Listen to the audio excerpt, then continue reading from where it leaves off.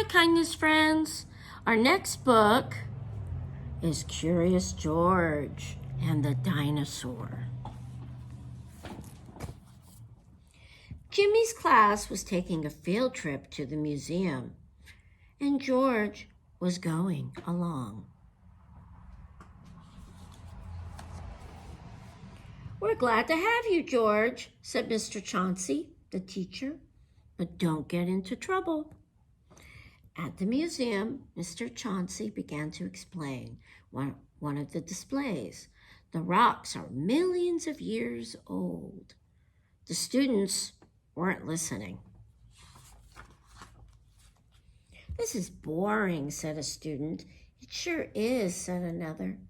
"When is it lunchtime?" asked a third. George wandered off. He didn't find the rocks very interesting either. But in the next room, George saw something very interesting. It was a large skeleton.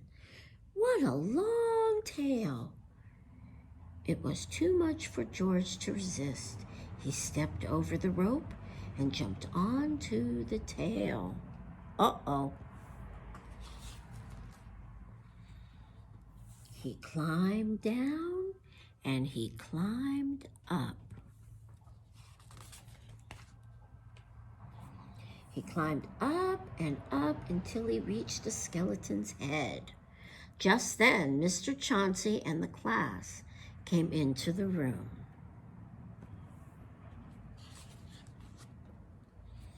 "Look at that dinosaur," said Jimmy. "And look at George," he shouted.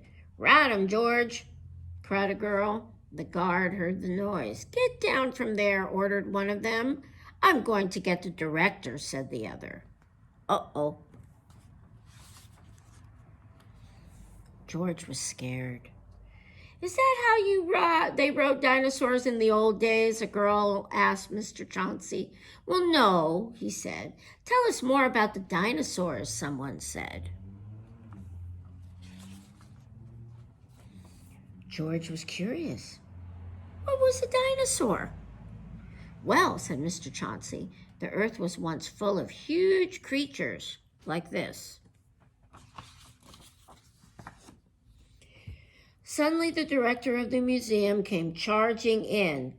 "What is this about a monkey on a dinosaur?" he said. "Guards, get that monkey down before he causes any damage," he ordered.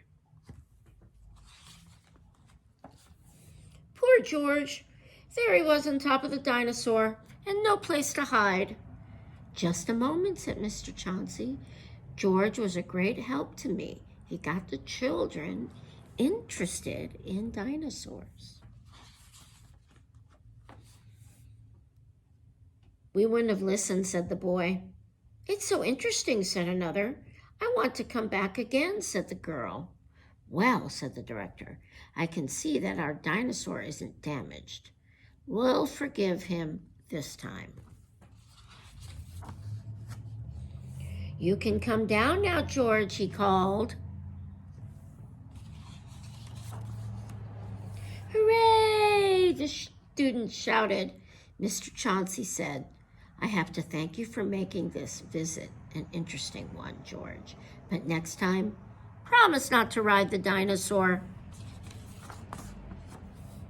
When the bus stopped in front of George's house, the man in the yellow hat was waiting. "I'm glad to see you, George," he said.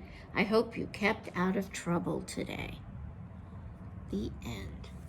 Thank you for sharing this wonderful book with me today. I'll see you soon. Bye.